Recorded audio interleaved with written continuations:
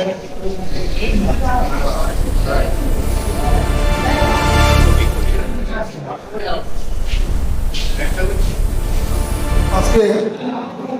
ফরিদপুর জেলার নারী ও শিশু নির্যাতন দমন ট্রাইব্যুনালের একটি যৌতুকের দাবিতে হত্যা মামলা রায় হয়েছে। এই মামলাটিতে উল্লেখযোগ্য সেটি হচ্ছে যে গত 1/8/2017 তারিখে এই আজ শেখ এই মামলার আসামি তার স্ত্রীকে যৌতুকের দাবিতে মাথায় আঘাত করে হত্যা করে।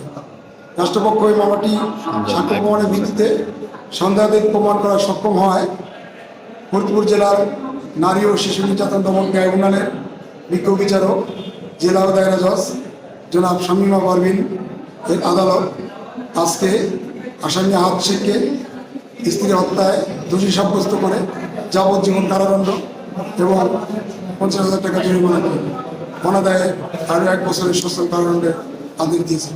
রাষ্ট্রপক্ষ এই রায়ে সন্তোষ প্রকাশ করছে। রাষ্ট্রপক্ষ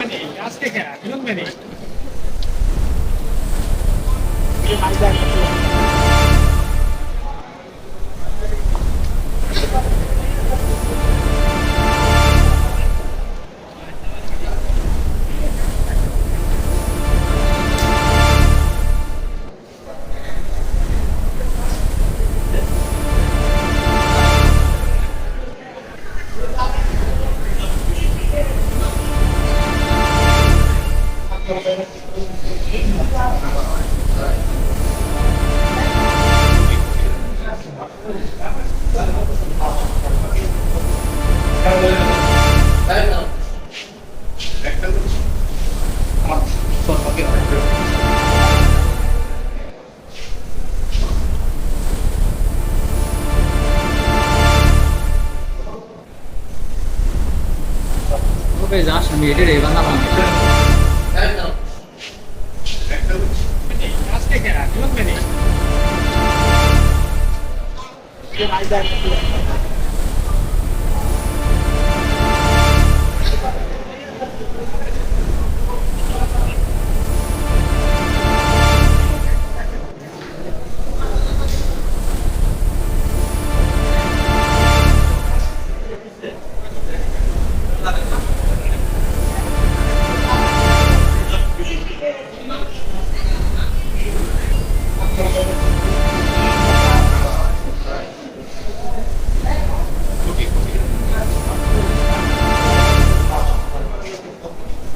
Gracias.